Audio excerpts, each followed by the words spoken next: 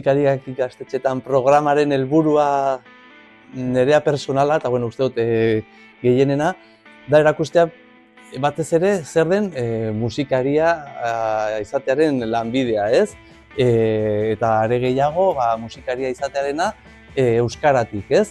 Orduan, hor, bueno, polita izatea edo garrantzitsua jakiten duzulako, egiten duzun lan hori, norbaiti baldin bada kurso osoan bi ikaslei zerbait ukitu diezula, garrantzitsua dela. Orduan, adi egoten dire eta nahiko zintxo eta parte hartzaile lotxati batzutan galderekin, baina adi egotea ja bastante da, eta nik ikusten dutela eskolatik kanpo etortzen garen pertsona garela, eta bueno, errespetuz hartzen gaituzte, ez?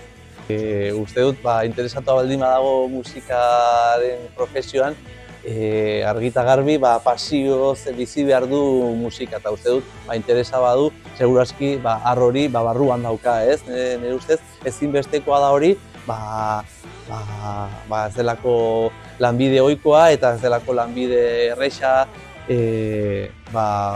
bizi guzti batean hori eramateko.